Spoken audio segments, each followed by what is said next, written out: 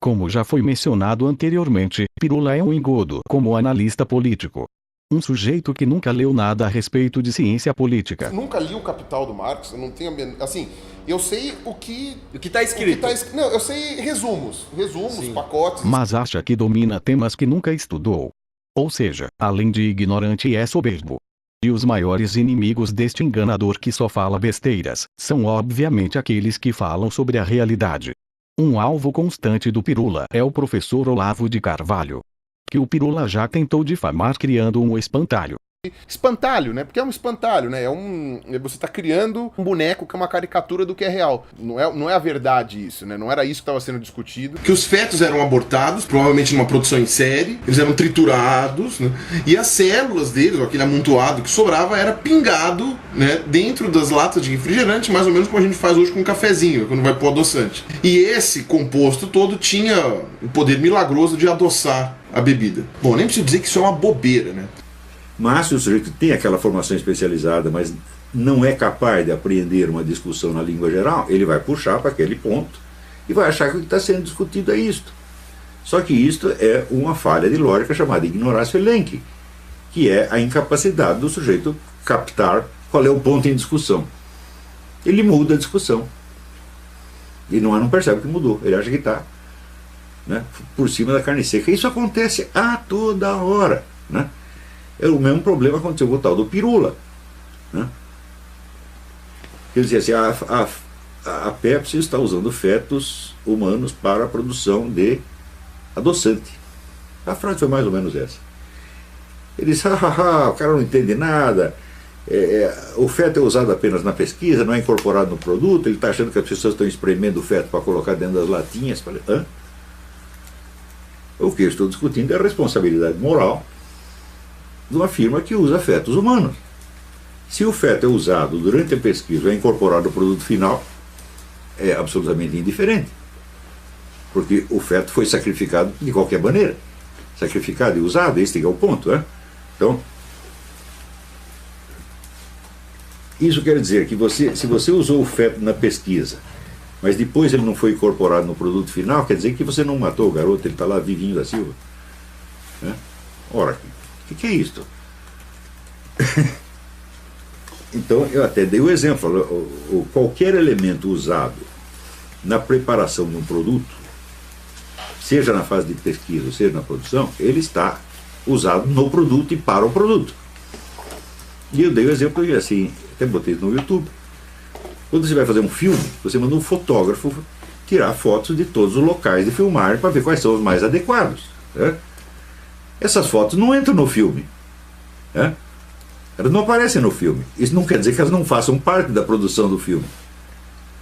Todo e qualquer produto, né, a produção de todo e qualquer produto se divide em fases, tá certo? Nas quais muitos elementos usados na pesquisa inicial não são incorporados no próprio produto, mas foram usados no processo de produção. E esse é o ponto da responsabilidade moral que eu estou discutindo agora. Da onde que ele tira que eu criei a teoria de que eles botam fetos dentro das latinhas? Falei, essa é a interpretação dele. Interpretação boba. Por que acontece isso? O indivíduo é um analfabeto funcional. Podemos perceber a tentativa constante de denegrir o professor Olavo. Como exemplo, podemos notar o deboche implícito, devido ao fato do professor já ter exercido a profissão de astrólogo. Um astrólogo que ficou famoso depois que resolveu dar uma de filósofo, primeiro em jornais e depois agora na internet.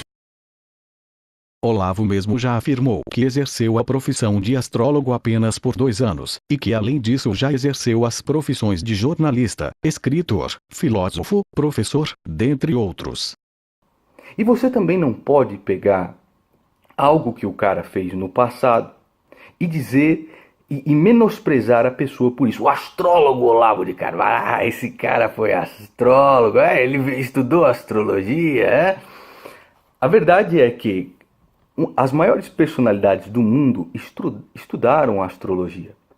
Então você tem Niels Bohr, você tem Kepler, você tem Carl Gustav Jung, um dos pais da psicologia.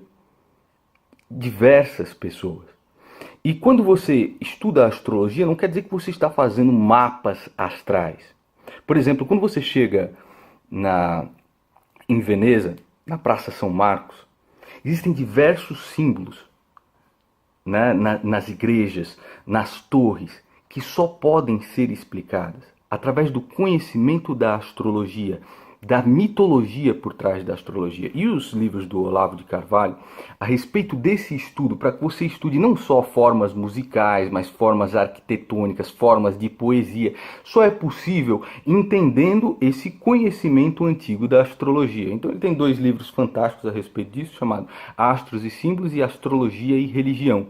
Porque você não compreende, né, o projeto arquitetônico de uma igreja, o que aquilo simboliza, onde estão os pontos, o que os pontos querem dizer, se você não entender disso. É por isso que grandes, inclusive Newton, estudava astrologia, estudou astrologia. E como eu disse, as provocações e o deboche do Pirula são constantes. E aí que isso é preocupante, porque é aí que é a cabeça vazia, né, o sino do diabo, né? Mas você não é ateu? Ou do Olavo, né? Então, tipo, ele continuou fazendo essas piadinhas, essas brincadeirinhas idiotas. Sabe, ele faz isso daí o tempo inteiro. A gente tem guru filósofo que não completou a 4ª série. É mais uma atitude babaca do cara que acha que tá zoando, que tá sendo engraçadão, né?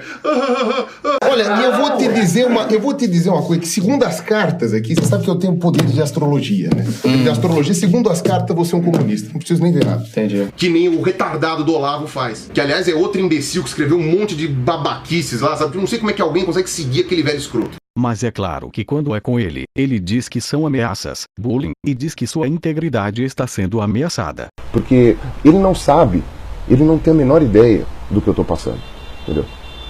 E essa questão das pessoas me abordarem na rua, entendeu? Foi uma vez só. Só que as pessoas já estão me olhando esquisito na rua já faz um tempo, entendeu? A ideia é que eu pare de fazer vídeos. Eu sei disso. A ideia é que eu pare de fazer vídeos, entendeu? Aí falou do negócio lá da piada da Pepsi. Gente, qualquer pessoa que já tenha visto o meu canal na vida, sabe que 3 anos atrás eu fiz um vídeo respondendo pro Olavo sobre o lance dos fetos na Pepsi. Toda e qualquer piada que foi feita depois disso, entendeu? Inclusive as fotos que tiraram de mim, uma confraternização com uma Pepsi na mão, entendeu? É zoando essa coisa do Olavo, sabe? Mas assim, é uma coisa tão óbvia, sabe? Entendeu? Porque eu ainda vou tomar um tiro na rua. Eu ainda vou apanhar no meio da rua. E aí ele vai tirar o dele da reta também, falando que a culpa não é dele, não sei o que, entendeu? É sério, é extraordinário. Extraordinário. Certo? Bom, obrigado pra vocês aí, até mais aí, falou. Além do deboche e difamação, Pirula afirma constantemente que o Olavo é um criador de teorias conspiracionistas. Puta merda. Este sujeito é o suprassumo da imbecilidade. Parece que vivemos na era da banalização. O machismo é banalizado quando tudo é considerado machismo e cultura do estupro. O racismo é banalizado quando tudo é considerado racismo. A arte é banalizada quando tudo é considerado arte. O cristianismo é banalizado quando tudo é considerado obra do demônio. Mas o que vem sendo banalizado com a internet são as conspirações. Quando tudo é considerado teoria da conspiração. Conspirações existem de fato. Não se pode dizer que elas não existam na política, ainda mais na política brasileira, que é movida por conspirações e conchavos. O Brasil coleciona escândalos políticos. Tivemos o Mensalão, Petrolão, Máfia da Merenda, Banestado, Zelotes, entre outros. Mas para o Dr. Pirula, é conveniente dizer que todas as conspirações orquestradas pela esquerda são apenas teorias conspiratórias criadas pelo professor Olavo de Carvalho. Mesmo que os próprios conspiradores não façam questão nenhuma de esconder. O Foro de São Paulo foi uma resposta direta, afirmativa da esquerda latino-americana à crise do socialismo, à queda do Muro de Berlim, à desintegração da União Soviética. Realizamos a primeira reunião em São Paulo, reafirmamos a necessidade da solidariedade entre os movimentos e partidos da América Latina, reafirmamos nossa vocação socialista, democrática e a nossa vocação latino-americana. Com certeza Pirula não sabe o que ocorre nos bastidores da política. E para o Dr. Pirula, o que ele não conhece, não existe. Eu noto, por exemplo, com essa coisa de participar muito de debate, discussão, eu noto que no Brasil existe uma crença geral de que aquilo que você desconhece não existe. Isso aí chamava-se, na retórica antiga, chamava-se o argumentum ad ignorantiam. Ele diz assim, aquilo que você está dizendo é algo que eu desconheço, então não interessa. Não pode entrar em linha de conta e não pode ser alegado como argumento. Dito de outro modo, tudo aquilo que eu desconheço inexiste. Eu asseguro para vocês, eu estou nesse negócio de bate-boca jornalística há 10 anos, eu asseguro para vocês que este é o argumento mais alegado, em todas as circunstâncias. O sujeito olha para você com um ar de desprezo, você diz alguma coisa, o camarada olha para você com um ar de desprezo, um ar de superioridade formidável e diz, eu nunca ouvi falar disso. Então, o Brasil tornou-se o único país do mundo onde a ignorância é fonte de autoridade intelectual. Sendo o pensamento esquerdista historicamente marcado por seus projetos de engenharia social, não é surpresa alguma se deparar com conspirações de fato.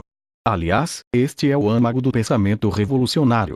Porém, a explicação simplista que o jumento do pirula arruma, tendo como base apenas a própria ignorância, é que tudo é paranoia ou lavista.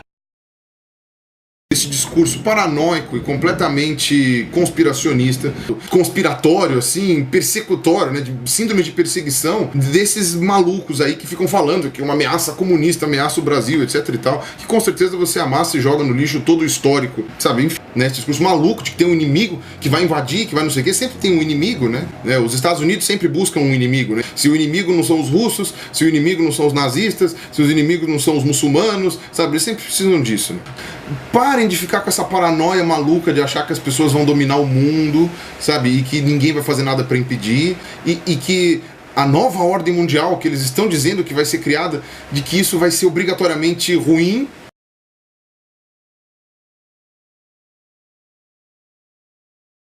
E eu quero, companheiro da direção do Fórum de São Paulo, debitar parte da chegada da esquerda ao poder na América Latina pela existência dessa cosita chamada Fórum de São Paulo. Eu acho que a explicação para essa confusão que impera às vezes, que os analistas discernem, é explicável por uma palavra simples, chama-se Fórum de São Paulo. Fórum de São Paulo, criado em 1990, se não estou equivocado, era um pacto dos partidos de esquerda para chegar ao poder e, chegando ao poder, para conservar o poder. A convivência entre os vários setores de esquerda era a única possibilidade que permitia que nós tivéssemos avanço aqui nesse continente. E isso aconteceu, e pode acontecer muito mais, porque agora nós temos a obrigação de não permitir que haja nenhum retrocesso nas conquistas que nós obtivemos até agora. Eu acho que o fio condutor é essa solidariedade partidária que nasceu no Fórum de São Paulo. O que você está mencionando é um pacto ideológico. Sem dúvida. Que se sobrepõe ao que seriam os objetivos de um Estado ou de um país. Sem dúvida. Na sua análise, o que acontece com a política externa brasileira é que ela obedece a preceitos ideológicos e não aos interesses nacionais. Foi o que o Viola disse, a política externa não é mais uma política de Estado, é uma política basicamente partidária. Você vai ser presidente de Salvador, e vou te dizer uma coisa, você vai fazer um acordo com a presidenta Dilma, e esse acordo vai ficar 6, 7, 8 anos no Congresso brasileiro e no Congresso de El Salvador e não é votado. Eu estou até pensando agora, Gordon Viedo, em convocar um encontro parlamentário, sabe, da América do Sul, para a gente discutir como é que a gente pode envolver o Congresso de cada país nessa coisa de integração. Se o roubo faz parte de um esquema de poder e está articulado com uma máquina partidária e, portanto, pertence a um projeto, ou se o roubo é, digamos assim, uma iniciativa individual, ainda que sejam várias iniciativas individuais. É isso que distingue o Mensalão, é isso que distingue o Petrolão de outros roubos que já houve no país. É que propina é uma coisa. O fato de estar articulado com um projeto de poder. Que é um ataque à democracia. Que é um ataque à democracia. Integração pressupõe o Partido dos Trabalhadores entender, junto com os outros partidos de esquerda deste país, que pelo fato do Brasil ser a maior nação do continente, pelo fato do Brasil ser a maior economia do continente, o Brasil tem mais responsabilidade em garantir que a integração aconteça. O Brasil tem mais responsabilidade em facilitar com que as coisas possam acontecer para consolidar o processo de integração da América Latina. Você podia prever, por exemplo, uma América Latina assim: Fidel, Chávez, Morales, Bachelet, Correa, quem mais?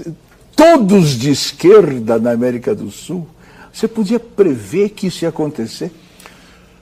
Prever não, mas nós já lutávamos por isso e já trabalhávamos por isso, inclusive porque nós criamos o Fórum de São Paulo, que lutava para isso. Pirula também afirma que o marxismo cultural é teoria da conspiração. Segundo ele, é uma teoria conspiratória traduzida com erros pelo Olavo, que foi criada pelos republicanos, tendo como alvo os judeus. Diz também que os livros do Gramsci são reais, porém não existe um grupo tentando socar ideias comunistas na sociedade. E o grande argumento que ele tem para justificar essas afirmações é de que seus amigos esquerdistas nunca leram Gramsci. O que é um argumento tão maravilhoso quanto eu dizer que a Bíblia não tem serventia nenhuma para a igreja, porque minha tia nunca leu a Bíblia. Vejamos o que o Jean Willis tem a dizer sobre sua influência gramscista. Como você pôde caber em espaços tão antirrevolucionários como a Câmara Federal e o Big Brother Brasil?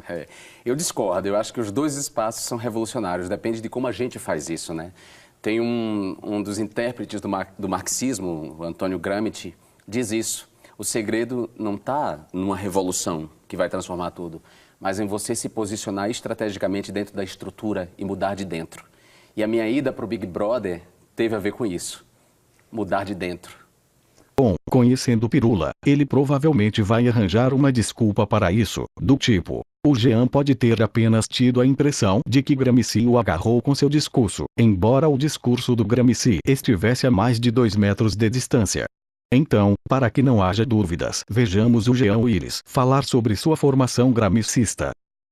Que eu, não só como um acadêmico, alguém que estuda a comunicação, alguém que se debruçou sobre representações da violência nas páginas de polícia, que estudou narrativas de presidiários, que é ativista do movimento LGBT, que trabalha com representações de gays e lésbicas e transexuais nos meios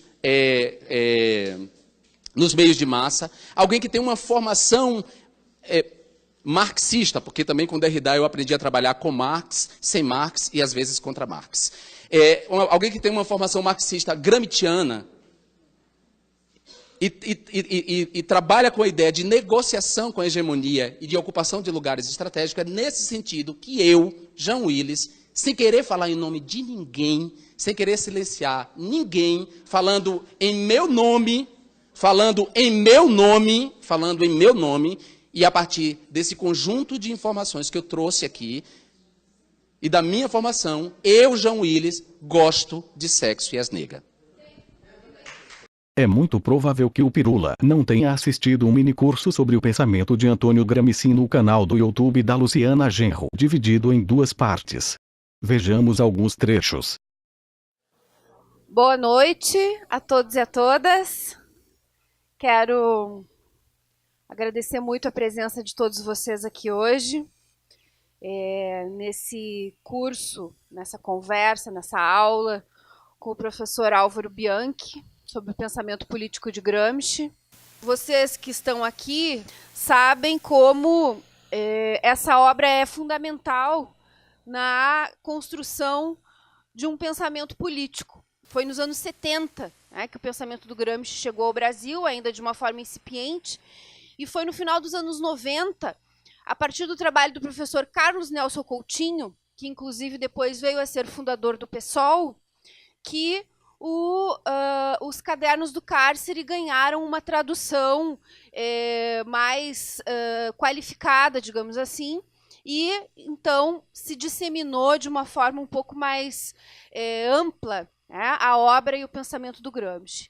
E com a morte do professor Carlos Nelson Coutinho, é o Álvaro hoje no Brasil que representa né? Esse conjunto de pesquisadores que dedicam a sua vida acadêmica, a sua vida intelectual a conhecer e aprofundar o pensamento do Gramsci. Primeiro, parabenizar as pessoas que vieram aqui hoje. O Álvaro sempre foi um professor, um intelectual, um acadêmico, também militante, né? Quando ele saiu daqui, ele era militante da Convergência, ainda era do PT, naquela época a Convergência era do PT, Convergência Socialista, já é meio antigo isso. E ele foi para São Paulo, em 87, em São Paulo seguiu militando, depois ele foi fundador do PSTU também, ficou de 94 até 2004, foram 2015, 2004, foram 20 anos. E ficou 20 anos no PSTU, eu fui da Convergência, depois nós fundamos o PSOL e de um jeito ou outro sempre seguimos em contato. Eu tenho honra de dizer, e digo isso, defendo isso, que depois do Carlos Nelson, o Álvaro foi quem seguiu. O Álvaro Bianchi é o principal intelectual brasileiro dos estudos do Gramsci hoje. Eu não tenho dúvida disso. Então é uma honra te ter aqui. Para mim não apenas um motivo de felicidade, mas também, eu creio, uma oportunidade de estar conversando com você sobre um tema que tem me ocupado nos últimos anos e ao qual tenho dedicado bastante energia. A obra de um autor que eu vejo como relevante para a política contemporânea. Um autor que não apenas nos permite pensar o seu tempo, mas principalmente, creio, nos permite pensar o nosso presente. Se podemos hoje pensar uma nova esquerda para o Brasil, nós temos que pensar também uma nova relação da teoria com a prática. Nós temos que, isto significa superar o velho praticismo, colocar a teoria no lugar que ela merece. Sem, já diria o velho Lênin, sem teoria revolucionária não há movimento revolucionário. Bem, no Brasil, a inexistência de uma teoria revolucionária, ou até mesmo de uma teoria reformista, reduziu a política a uma gestão do presente.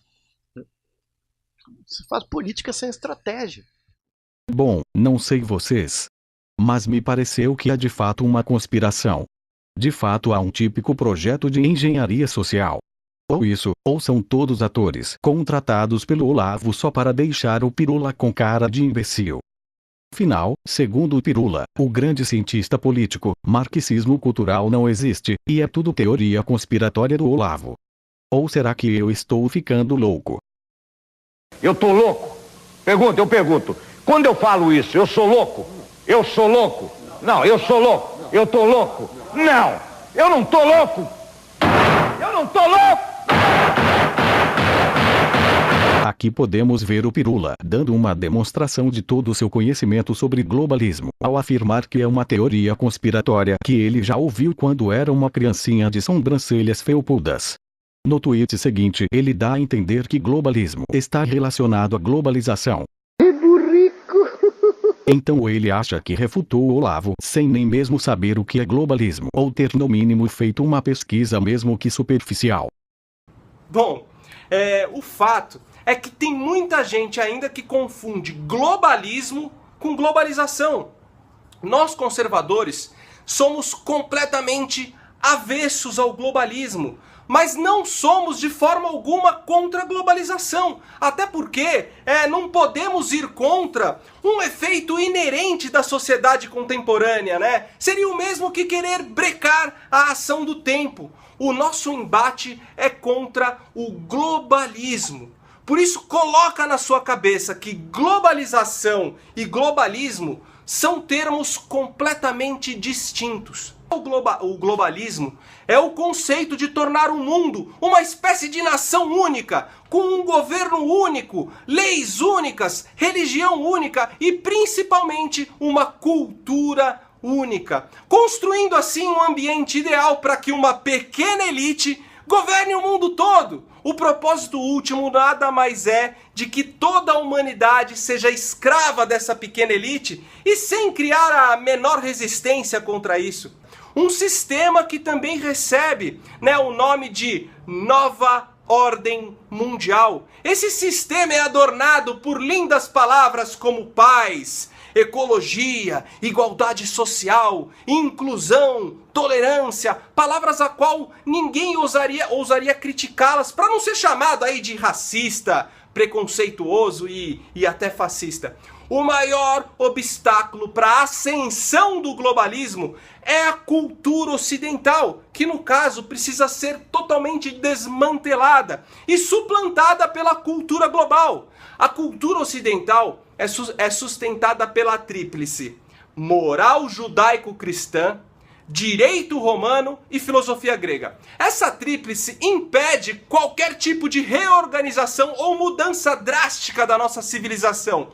Por isso, para que a nova ordem mundial seja estabelecida sem maiores oposições, esses 3 pilares precisam ser desconstruídos. E, paralelamente, o ambiente geopolítico necessita ser devidamente preparado.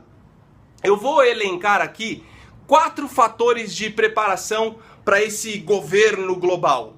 1.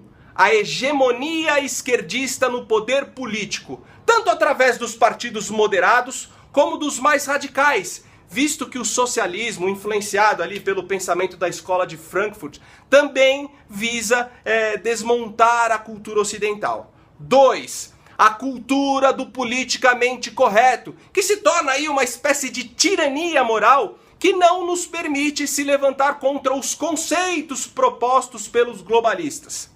3. O sistema de economia metacapitalista, onde o governo, comprometido com o globalismo, financia e apoia algumas empresas através da máquina pública. Essas empresas ascendem no cenário econômico, comprando outras empresas, e assim criam um monopólio. E, em contrapartida, financiam a estadia perene desse governo no poder. O metacapitalismo é uma espécie de simbiose entre o Estado e a iniciativa privada. Qualquer semelhança aí com o que aconteceu no Brasil aí com a JBS aí não é mera coincidência. 4. A aprovação e promoção das pautas progressistas, assim como o financiamento de suas respectivas militâncias, tanto por parte do governo como por parte da iniciativa privada. Essas pautas são descriminalização do aborto, legalização de drogas, casamento gay, multiculturalismo, facilidade de trânsito imigratório entre países, como essa lei da migração que estão querendo nos enfiar goela abaixo, cotas raciais, privilégios para supostas minorias, fim da meritocracia, entre muitas outras propostas, disseminadas pela mídia e pelos formadores de opinião, que visam aí criar uma sociedade mais justa e são chamadas de progressistas para justamente, diante dessas propostas, formar uma impressão de progresso no consciente coletivo e de retrocesso, tudo que for contrário a elas. Em face da ação conjunta desses fatores, entre muitos outros aí que eu não citei, todo o cenário político, moral, cultural e econômico são paulatinamente desenhados para a implantação de uma nova ordem mundial. E não tem nada de teoria da conspiração nisso, basta se atentar à realidade que nos cerca. Mas aí você deve se perguntar, quem de fato é essa pequena elite que pretende governar o mundo inteiro? Existem 3 forças históricas que disputam o projeto de domínio mundial: o russo-chinês, chamado eurasiano, o ocidental, que são os chamados globalistas, e o islâmico. No primeiro caso, temos um poder político e militar, que é a elite governante da Rússia e da China, especialmente o serviço secreto desses 2 países. No segundo caso, temos um poder econômico, que é a elite financeira ocidental, tal como representada no Clube Bilderberg, as famílias Rothschild, Rockefeller, o George Soros, que possui tentáculos que influenciam todos os setores do nosso mundo contemporâneo. E por último, temos um poder religioso, que é a fraternidade muçulmana, representada pelas lideranças religiosas de vários países islâmicos e alguns governos muçulmanos. as concepções, né, de poder global que esses três agentes se esforçam para realizar são muito diferentes entre si, pois eles brotam de inspirações completamente heterogêneas. E embora, né, em princípio as relações entre eles sejam de competição e disputa, e às vezes até militar, existem áreas de fusão e colaboração mútua. Hoje em dia, qualquer análise política internacional disponível no Brasil ou em qualquer país reflete apenas a subserviência da imprensa e dos formadores de opinião a uma dessas três correntes de disputa, né? E elas refletem também o completo desconhecimento de suas áreas de cumplicidade e ajuda mútua. E qualquer tentativa de desmascarar as estratégias de ação daqueles que anelam governar o mundo, logo recebe o carimbo de teoria da conspiração, invalidando assim qualquer estudo ou pesquisa séria a esse respeito. Globalismo é o assunto que eu mais trato neste canal. Então, quando vem um desinformante como o Pirula dizer que não existe poder globalista, é uma coisa muito séria para mim, porque nós estamos embaixo desse poder globalista. Então nós temos famílias aí, dinastias históricas que sempre ditaram aí, principalmente o establishment financeiro, onde eles disseminaram todo o restante. Nós temos dinastias esotéricas, tal qual aí a dinastia Rothschild. Falando dos Rothschild, por exemplo, você tem o Amscher Rothschild, que foi um dos primeiros aí patriarcas dessa família, em que ele dizia a seguinte frase, muito interessante: para você combater um conflito, é preciso que você tome conta dos dois lados do conflito. Então o que ele está querendo dizer aí? Ele está falando sobre dialética. Então você controlando os dois lados do discurso, você consegue vencer. Que foi o que eles fizeram, por exemplo, na Guerra Napoleônica, onde eles financiaram os dois lados da guerra. No final disso, eles já tinham todo o establishment financeiro montado. E eles lucraram muito com esta guerra aí. Porque eles financiaram ambos os lados, certo? Então você tem toda essa dinastia histórica, como por exemplo a família Rockefeller. Então como que não existe uma elite globalista? Sendo que está totalmente documentado. Esse clube Bilderberg veio desde 54. E depois desse clube nós temos aí comissões menores, né? Que também formam outras pequenas estruturas de poder, né, que já são enormes. Eu digo pequenas porque são menores que o Clube Bilderberg. Então nós temos o Clube de Roma, nós temos a Comissão Trilateral, nós temos o Foro de São Paulo. Então todas estas contemplam poderes globalistas. Então o Pirula ele vem dizendo que não existe, que são teorias da conspiração. Então, por exemplo, nós podemos pegar o próprio site do Foro de São Paulo, pegar as atas do Foro de São Paulo e enfiar no cu do Pirula, já que ele acredita que não existe esse tipo de coisa. Então nós podemos pegar todas as atas e enfiar no cu do Pirula. Porque não é possível que em 2017 a gente ouça pessoas chamando, né, o establishment globalista de teoria da conspiração, quando está tudo muito bem documentado. Como esses caras são todos Zé Livrinhos, então nós temos o livro da Gracita Salgueiro, onde ela coloca aqui todas as atas das reuniões do Foro de São Paulo. Fora que você consegue achar na internet, onde eles tiveram diversas reuniões com as Farc, com o MIR chileno, com organizações terroristas, todo aparelhamento com a KGB, todo aparelhamento, né, com o bloco russo-chinês. Então nós temos os eurasianos envolvidos nessa disputa de poder globalista. Também temos o califado islâmico, né? Para você entender melhor esses três poderes, você tem um livro, né? Os Estados Unidos e a Nova Ordem Mundial, que é um debate entre o Alexandre Dugin e o professor Olavo de Carvalho. Para você entender toda essa separação de poder, que ao mesmo tempo pode se ajudar, como se ajuda entre si ali, e também em alguns determinados momentos tem diferentes interesses. Então, assim, o Pirula, ele não conseguiria sobreviver a um debate erudito nem com o próprio Alexandre Dugin, quanto mais com o Olavo de Carvalho da vida, que numa outra ocasião ele pegou um trecho isolado do Olavo de Carvalho, conseguiu criar um espantalho dele e ficou batendo em cima desse espantalho, achando que não, agora eu vou acabar com o Olavo de Carvalho.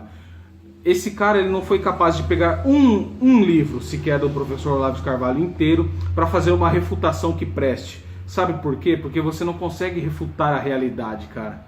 Tudo aquilo que compartilham, tudo aquilo que bate com a realidade, você não consegue refutar. Então assim, é impossível. Então nós temos esse livro aqui, que registra muitas coisas também, datas importantes, fatos históricos, figuras históricas, como por exemplo René Guénon, Júlio Zévola. Então todos esses aí que têm enorme influência nas famílias esotéricas. Então nós temos tudo isso no mundo, mas o Pirula ignora, porque é muito mais fácil você ignorar a realidade do que você encará-la. Não é verdade, Dr. Pairola?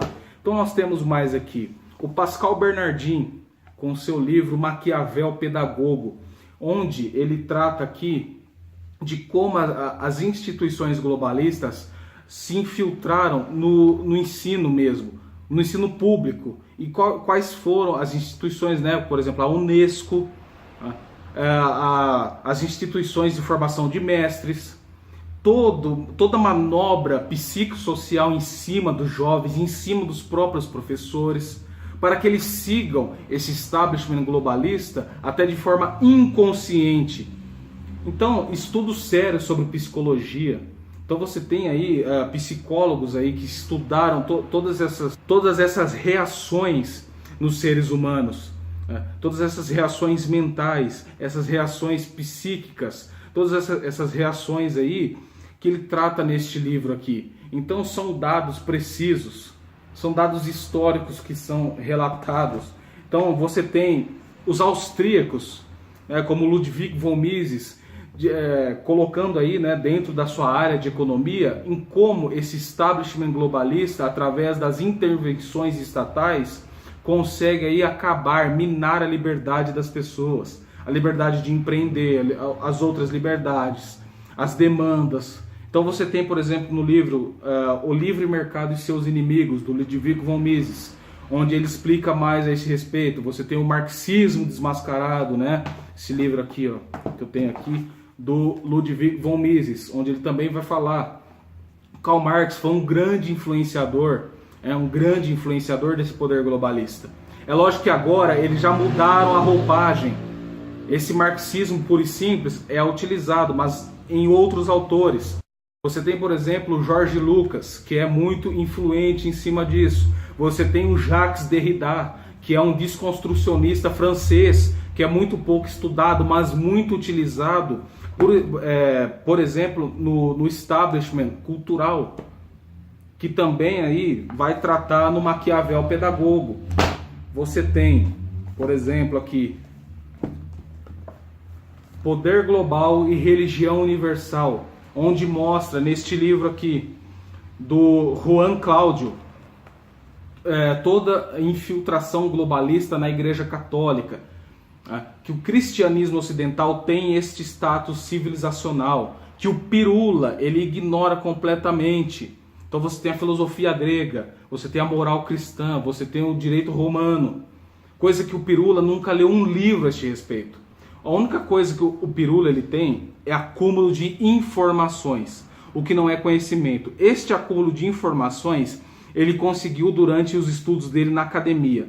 Agora ele nunca parou para ler o outro lado da moeda. Ele nunca parou para comparar a realidade com aquilo que ele está defendendo. Porque falta para o Pirula conhecimento até básico de filosofia grega. Falta muito conhecimento de Aristóteles para ele, por exemplo. Não estudou nem o básico de Aristóteles. Então é um cara que critica o Olavo de Carvalho, mas ao mesmo tempo é um cara que vai tentando dar pitacos sobre filosofia, sobre as ciências políticas. Então, sempre com aquela roupagem de isentão, de vamos ver, de tolerante. E é lógico que o Pirula, ao fazer isso, ele está disseminando o discurso globalista. Ele está disseminando o discurso que está dotado de ideologias. O Pirula, ele é um ideólogo, mais um ideólogo. Ele não é um cara que está pela verdade. Ele é um cara que está para disseminar, mesmo de forma inconsciente, ideologias. E nada melhor que fazer isso de forma isenta. E as pessoas ficam presas, infelizmente, num vlogger que vai vomitando dados da ONU e dados do Wikipedia, enganando as pessoas, difamando as pessoas, tá certo? E quando é confrontado, mostra todo o seu coitadismo. Não, vejo, não é bem assim, nós temos que nos unir, nós temos que fazer isso, não, porque não é bem assim que as coisas funcionam, não, porque você está sendo extremista comigo. Quantas vezes esse cara não fez isso, mesmo defendendo as piores coisas deste mundo, criadas, muitas dessas coisas criadas por esse establishment aqui que eu estou falando. Então você tem diversas provas. Você só acredita num isentão desse porque você quer. Porque você quer. E no mais aí, o desconhecimento do Pirula a respeito de globalismo é assim, algo broxante, é algo assim pueril, é algo abjeto, né? Eu gostaria, porque meu canal é muito pequeno, não tenho muita relevância, mas eu gostaria sim de debater ao vivo com o Pirula para saber quais brilhantes argumentos ele tem para invalidar o poder globalista. Eu queria saber de onde ele tira tanta desinformação assim para as pessoas. Porque é preciso que você, sim, fale para as pessoas que esse poder exista. Para que as pessoas se informem a respeito desde toda a base desse poder. Que é isso que nós estamos fazendo. Por isso que eu queria ter um debate com o Pirula.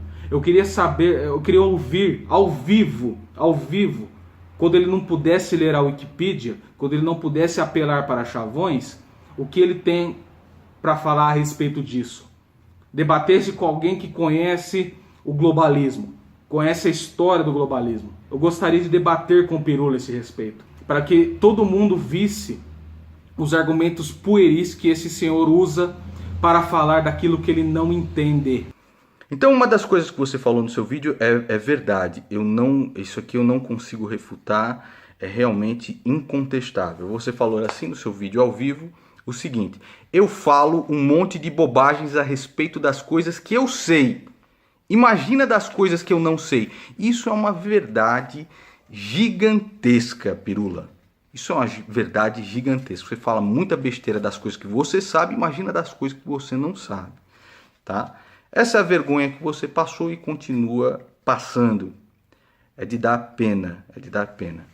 Recomendo para você aqui que busca alguma erudição no assunto, alguma leitura no assunto, o livro Império Ecológico do Pascal Bernardin.